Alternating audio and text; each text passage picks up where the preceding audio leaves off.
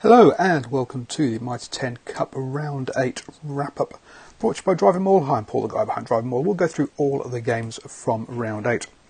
Yep, unlike my normal settings, but hey, we'll have the normal show. So first up, Otago beats Bay of Plenty 45-34, but Bay of Plenty were leading at half-time and gave up 3 interception tries in that second half. So yeah, Otago got to consider themselves to be perhaps a little bit lucky to have won that one, and that pretty much put Bay of Plenty's chances of making the finals to bed. They still had a mathematical chance of catching Northland, but as I say, all Northland needed was 1 point, which they do get later on, which was enough to see them enough to end Bay of Plenty's season. After that, Wellington lost 24-29 to Auckland. This was another comeback game. Wellington did lead at 24-10 at one point, and it was 19 unanswered points that saw Auckland come out on top and prevail against Wellington. Wellington's pack really is their Achilles heel in this one. They are one of the top scoring tries in the whole competition, I think just behind Waikato. On Friday night, we saw Hawke's Bay beat Manawatu quite comfortably 45-17. And then into Saturday. On Saturday, I went to see Northland versus Waikato, where Northland lost 28-71. This game was all over in the first half.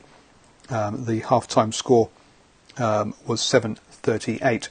And as you can see, Waikato carried on in the same vein in the second half, but they did give away a few tries to Northland. Now, I had an interview with Jack Debrasini after the game, but unfortunately I didn't hit record, and so we can't hear that one. But one of the things he said, interestingly enough, so I mentioned, hey, half-time message must have been get that four tries, get the try bonus point to secure finals footing. He said, no, the conversation at half-time was actually about winning the game, which sounds kind of crazy. But then if you think back at some of the games that's happened this weekend, I mean, look at Argentina, Australia.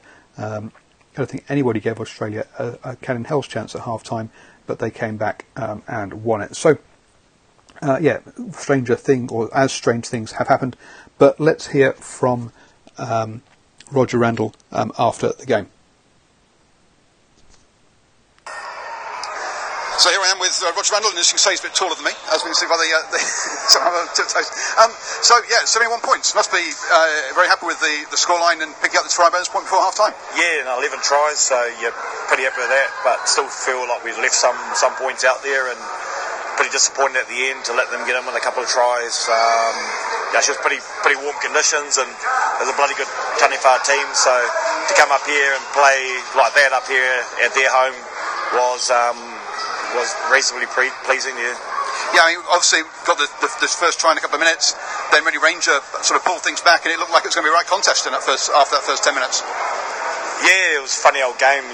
Pretty fortunate to get some things go away, I guess, early doors, and gave us a little bit of confidence, and kind of just grew from there. So we've got a pretty young group, but they've got great attitudes and they work hard for each other. And lost Sweeney early before kick-off, I think? Yeah, so Sweden's just a little bit tight, could have played, but we just wanted to look after him and probably back to depth of our squad. As a collective, there's not one player that determines our team. It's a collective, so although he's a big part of our team and our performance, Sweden's, we back everybody that can play.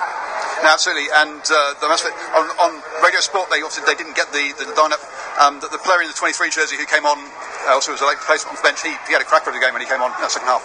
Yeah, we had Patafilo, Pipasana, and we also had Mosisi Dawai as well. So, yeah.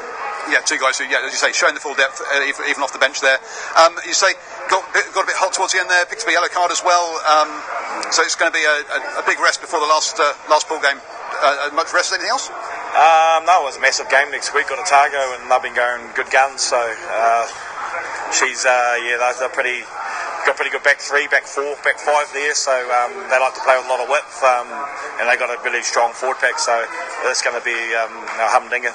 It is. I mean, they obviously turned over Auckland the other day. McFadden's had a big game. Yeah. But I used to say, have we got as good a stage of Oh, he also against Blair Plenty. Yeah, he also got some intercepts as well.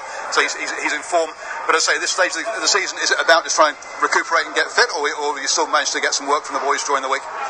Yes, more just getting for your detail. The pleasing thing with a lot of our bench come on and the structure stayed, roughly thereabouts. So we made the 7 or 8 changes by the end, and we didn't blow out too much in terms of our structure. We still played some decent football, so that was pleasing for our bench to do that. Great. Thanks very much for your time, and good luck in the Otago Shield game next weekend. Awesome. Cheers, mate. Cheers. Mate.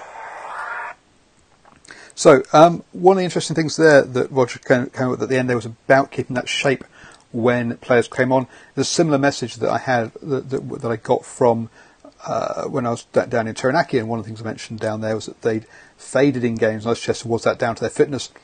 And the answer there was no, it wasn't. It was loss of structure when the bench came on. He was the belief of the coaching staff down there. So maintaining that structure when you're when you empty your bench is kind of one of those key things that impacts a lot of these teams. If you're not aware, Sweeney is one of the veterans of the team. Plays at 12 for Waikato, and so one of those controlling players outside Fletcher Smith. So then we moved on to North Harbour, who saw off Counties 36-26. I was driving back, so I didn't really see this one. But yeah, North Harbour in the end got through, even if they had to give a penalty try. So they had 36-19, so they were fairly comfortable getting that one home. And then the last game on Saturday was Canterbury beating Taranaki 41-7. It's been a very tough year for Taranaki. It looks like they're going to get relegated now, and it doesn't look like Counties. It doesn't look like they're going to be able to overhaul Counties with one round to go. In Sunday, and the one game that I got wrong with my predictions was Southland versus Bay of Plenty. It finished 22-26. I perhaps was a little bit sort of shooting for the underdog there. Southland haven't won for over 2 years now, and I thought that was their opportunity to do that.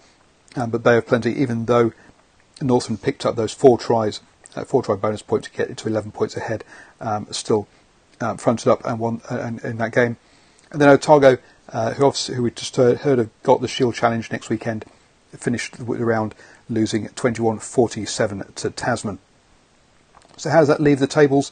Well, in the Premiership, Tasman at top of the table on 38 points, with Canterbury just 1 point behind them on 37. Auckland is sitting third on 36 points, but they have their Storm Week coming up. They've got 2 games next round, and those are against Southland and North Harbour. So Battle of the Bridge is their final game on the Sunday, which I will be at. You expect them to win that Southland game, which is their game in hand, to climb at top of the table. And Wellington sit in at 4th on 29 points, with Harbour also on 29 points. Wellington's final game is against Taranaki, awaits Taranaki, and you expect them to win that. So it's it's going to be a hard ask for North Harbour to beat Auckland away in that Battle of the Bridge to get that final place. Counties sit on 16 and Taranaki on 13, so it's only a 3-point gap, and with Counties having their last game is a visit from Canterbury, but Taranaki would have to beat Wellington to climb above them to avoid relegation. So it's a tight one down there. It's going to come down to those last couple of games. Into the Championship, Waikato top the table on 33 points. Hawke's Bay are on 28 points, so 5 points behind. But as the decider is the outcome of the game between those 2 teams. And Waikato beats Hawke's Bay 42-22. That now means that Hawke's Bay cannot climb above Waikato, and Waikato will finish top of the table. Otago on 25 points, only 3 points behind Hawke's Bay, and then Northland on 22 points, which is far enough ahead of Bay of Plenty on 16. Then we have Manawatu on 9, and Southland on 3.